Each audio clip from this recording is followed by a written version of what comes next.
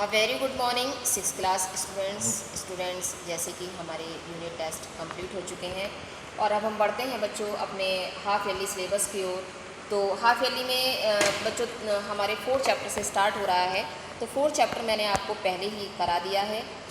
आज मैं इस वीडियो में आपको चैप्टर नंबर 5 कराऊंगी। ठीक है, इस चैप्टर में मैं आपको केवल एक्सप्लेन करूंगी। इस वीडियो में मैं आपको चैप्टर एक्सप्लेन करूंगी और क्वेश्चन आंसर्स कराऊंगी। एक्सरसाइज बच्चों मैं आपको नेक्स्ट वीडियो में दूंगी। ठीक है, तो हम स्टार्ट करते हैं अपना चैप्टर नंबर 5। ये है हमारा चैप्टर नंबर 5 जिसका नाम है ईमानदार बालक।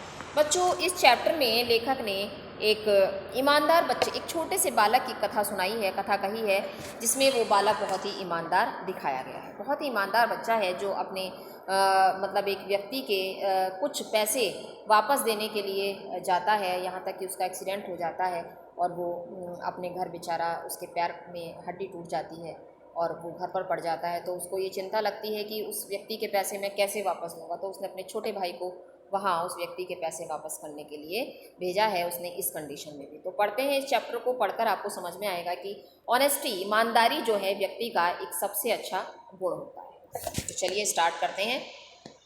देखिए ये एक नाटक की तरह यहाँ लेखक ने इस पाठ में लिखा है कि कुछ पात्र हैं यानी कि कैरेक्टर्स हैं वो दिए गए हैं। देखिए कि वैभव एक बालक है जो 9-10 साल का है। रामेश्वर मजदूरों का नेता है। मोहन एक अन्य व्यक्ति है। अमर सिंह, सुदामा और तपन, अहीर, ये कुछ दोस्त हैं उसके। वैभव का भाई है जो तपन है और ये कुछ बच्चे हैं और डॉक्टर शर्मा है इसमें। ठीक है, अब हम स्टार्ट करते हैं चैप्टर। पहला दृश्य, पहला सीन है ये नाटक का। क्या है इसमें देखिए। वैभव बाजार में फटे पुराने कपड़े पहने थैले में रखे सामान को बेचने का प्रयत्न कर रहा है। यानी कि वैभव एक ऐसा बच्चा है जो छोटा मोटा दिया सलाई छलनी बेच रहा है। ठीक है, अपने थैले में रखकर, और वो मार्केट में इधर उधर लोगों के पास जा जाकर अपना सामान बेच रहा है। वैभव, छलनी ले लो, दिया सलाई ले लो।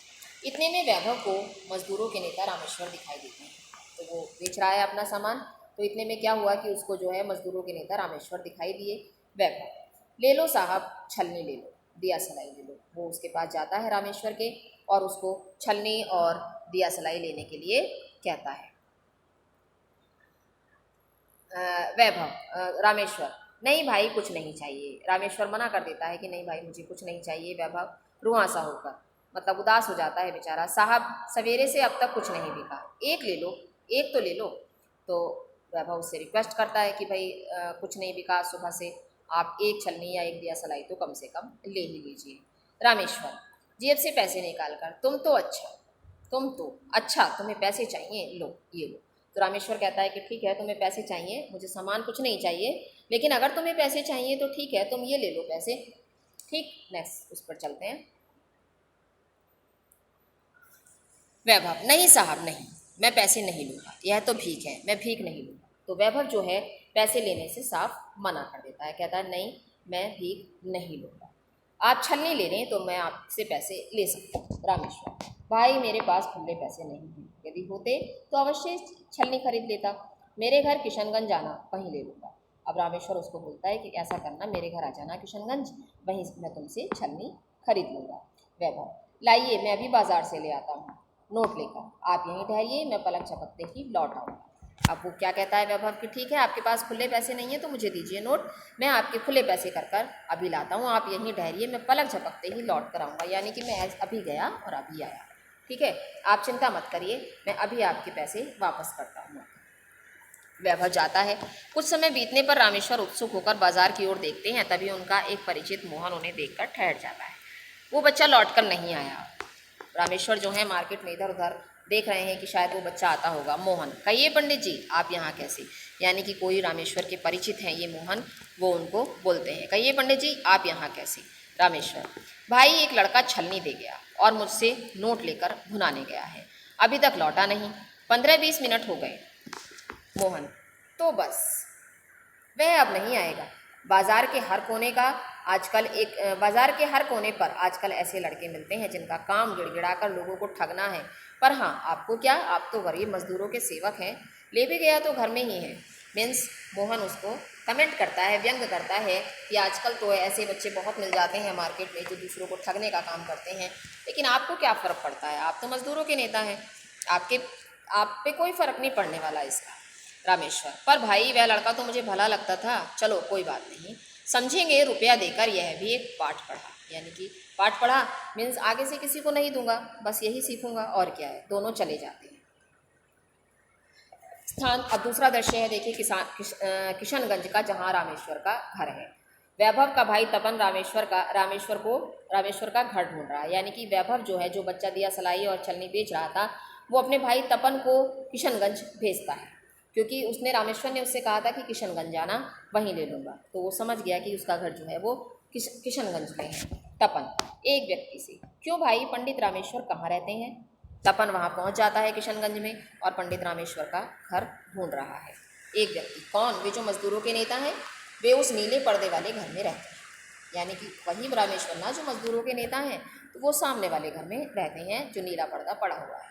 तपन उस घर के दरवाजे पर जाकर रामेश्वर को पुकारता है। रामेश्वर बाहर आते हैं। क्यों भाई, क्या बात है? रामेश्वर उससे कहते हैं। तपन, जी मुझे मेरे भाई ने भेजा है। आज दोपहर को उसने आपको एक छलनी दी थी, आपसे नोट लेकर भुनाने गया था, मगर जब भुनाकर लौट रहा था तभी मोटर के नीचे आ गया। बड़ी देर बाद जब उसे होश आया तो उसने मुझे पैसे लौटाने को कहा। मैं आपके बाकी पैसे देने आया। तो उसने बताया कि जब वो आपके पैसे लौटाने आ रहा था तो उसका एक्सीडेंट हो गया, और जब उसको होश आया तो उसने मुझसे कहा कि मैं आपके पैसे वापस करके आऊँ, तो मैं आपके पैसे देने आया हूँ। रामेश्वर, तुम्हारे घर में कौन कौन है? तपन, कोई नहीं, मैं और मेरा भाई। हम दोनों भाई सुदामा चाचा के घर में रहते हैं। दंगों के दिनों में हमारे माता पिता को किसी ने मार डाला। दंगों यानी कि ये जो समाज में हमारे दंगे होते रहते हैं आए दिन, इनमें उसके माता पिता मारे जा चुके थे। कहते कहते वो रो पड़ता है। रामेश्वर, रो मत बेटा, मैं अभी तुम्हारे साथ चलता हूँ। अंदर की ओर पुकार कर, अमर सिंह, मैं अहीर टोला जा रहा हूँ, तुम इसी समय डॉक्टर शर्मा को लेकर वहाँ आओ। यानी कि रामेश्वर ने अंदर आवाज़ दी, किसी कोई अमर सिंह होंगे वहाँ। मैं अहीर टोला, यानी कि वो अहीर टोला उस बच्चे के साथ में, तपन के साथ वहाँ जा रहे हैं और डॉक्टर शर्मा को वहाँ लेकर उनको आने के लिए कहा। तीसरा दृश्य अब शुरू होता है। यहाँ से 2 सीन हमारे नाटक के खत्म हो जाते हैं। तीसरा दृश्य है, स्थान सुदामा का घर। वैभव जमीन पर पड़ा करा रहा है, सुदामा उसे डांट रहा है। तो क्या होता है देखिए कि वैभव जो है बेचारा ज़मीन पर पड़ा हुआ है, उसका एक्सीडेंट हो गया है, और सुदामा जो उसके घर का मालिक है, मकान मालिक है, वो उसको डांट रहा है। सुदामा, बड़ा दर्द है, दर्द नहीं तो क्या आराम मिलेगा? अस्पताल चला जाता, वहाँ आराम मिलता। यानी कि सुदामा उसको डांट रहा है, आराम, दर्द हो रहा है बहुत, दर्द नहीं होगा तो क्या होगा, अस्पताल जाता, वहाँ आराम मिलता तेरे को। वैभव, चाचा तुम अब अस्पताल पहुँचा दो। यानी कि उसको इतना दर्द था वैभव को, वो बेचारा अस्पताल ले जाने के लिए उससे गिड़गिड़ा रहा था। सुदामा, मैं पहुँचा दूँ? अच्छा, मुझे तो जैसे तूने बड़ी रकम सौंप रखी है ना। तो सुदामा गुस्सा करता है कि मैं कैसे पहुँचा सकता हूँ, मुझे तूने पैसे दे रखे हैं कि जो मैं तुझे अस्पताल पहुँचा दूँ। तपन और रामेश्वर का प्रवेश। तभी तपन और रामेश्वर आ जाते हैं। तपन, साहब वैभव यहाँ लेटा हुआ है। तपन बताता है रामेश्वर से कि देखिए साहब, वैभव यहाँ लेटा हुआ है। वैभव, आप आए हैं? वैभव उसको देखकर चौंक जाता है, कहता है अरे आप यहाँ आए हैं, आप न जाने क्या सोचते होंगे। तब भी उस बच्चे को देखिए, कितना ईमानदार बच्चा था, तब भी इतने दर्द में भी उसको वही बात याद आ रही है कि आपने क्या सोचा होगा कि देखिए पैसे लेकर चला गया ये बच्चा। नहीं नहीं साहब, उसने फिर बात बताई। रामेश्वर, उस बात की चिंता ना करो बेटा, मैंने डॉक्टर को बुलाया है, तुम ठीक हो जाओगे। रामेश्वर ने उसको आश्वासन दिया कि डॉक्टर आ रहे हैं, अब तुम ठीक हो जाओगे और तुम उस पैसे की चिंता मत करो। डॉक्टर, हेलो पंडित। डॉक्टर आ जाते हैं। हेलो पंडित जी, वो रामेश्वर को बोलते हैं। तो यह लड़का है, मैंने भी इसे बाजार में देखा है। वैभव को देखकर ऐसा लगता है कि एक पैर की हड्डी टूट गई है, इसे अभी अस्पताल ले जाना चाहिए। यानी कि डॉक्टर ने उसको चेकअप किया उसका और बताया कि इसके पैर की शायद हड्डी टूट चुकी है, तो इसको अस्पताल ले जाना पड़ेगा। मैं एम्बुलेंस के लिए फ़ोन कराता हूँ, जब तक मैं आता हूँ आप यहीं रहिए, इसे बचाना ही होगा। यह गरीब है पर इसमें एक दुर्लभ गुण है, वह है ईमानदारी। यानी कि ये बच्चा भले ही गरीब है, लेकिन इसके अंदर एक ऐसा गुण है जो आम इंसान में बहुत कम पाया जाता है, और वो है ईमानदारी का गुण, क्योंकि बहुत ही कम लोग ईमानदार होते हैं। रामेश्वर जाता है, डॉक्टर सुई लगाता है, तपन वैभव का हाथ थामता है और पर्दा गिर जाता है। यानी कि यहीं पर नाटक द एंड हो जाता है। ठीक है, समाप्त हो जाता है। तो यहाँ देखिए शिक्षा क्या है इस लेसन की, ईमानदारी हमारे व्यक्तित्व का सबसे महत्वपूर्ण गुण है। तो यहाँ लेखक यही कहना चाह रहे हैं कि ईमानदारी जो है, ऑनेस्टी जो है हमारे जीवन का सबसे महत्वपूर्ण गुण है। हमें हमेशा ईमानदार रहना चाहिए। कठिन परिस्थितियों में भी, विषम परिस्थितियों में भी हमें सदैव ईमानदार रहना चाहिए। ठीक है, अब हम आते हैं इसके क्वेश्चन आंसर्स पर। ये बच्चों इसके शब्दार्थ हैं, ये आपको लर्न करने हैं। ठीक है, कॉपी में नहीं लिखे हैं, केवल आपको लर्न करने हैं। अब क्वेश्चन आंसर देखते हैं। देखिए पहला क्वेश्चन है पार्ट 5 ईमानदार बालक।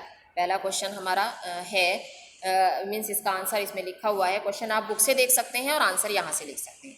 वैभव एक गरीब बालक था जो छलनी और दिया सलाई बेचकर अपना गुजारा करता था। आंसर नंबर 2, वैभव के भीतर ईमानदारी का गुण था, यानी कि वैभव के अंदर कौन सा गुण था? ईमानदारी का गुण था। क्वेश्चन नंबर 3, जब वैभव का भाई तपन रामेश्वर के बचे हुए पैसे उसके घर वापस करने आया तो रामेश्वर समझ गया कि वैभव एक ईमानदार लड़का है। ठीक है, नेक्स्ट क्वेश्चन नंबर 4, तपन ने रामेश्वर से कहा कि वैभव चोट लगने के कारण बेहोश हो गया है और मैं आपके पैसे लौटाने के लिए, उसने मुझे आपके पैसे लौटाने के लिए कहा है, यानी कि तपन ने रामेश्वर से क्या कहा। ठीक, ये हो गया क्वेश्चन नंबर 4 का आंसर। आंसर नंबर 5 है, डॉक्टर ने पंडित जी से कहा कि लगता है वैभव के पैर की हड्डी टूट गई है, इसे अस्पताल ले जाना पड़ेगा। ठीक है, आप क्वेश्चंस अपनी बुक से देखेंगे और आंसर्स इसमें से लिखेंगे। तो ये चैप्टर हमारा यहाँ कंप्लीट हो गया है। एक्सरसाइज बचती है बच्चों इसकी, तो मैं नेक्स्ट वीडियो में जब नेक्स्ट चैप्टर की वीडियो बनाऊंगी तो सबसे पहले आपको मैं लेसन नंबर 5 की एक्सरसाइज डालूँ। ठीक है, थैंक यू वेरी मच।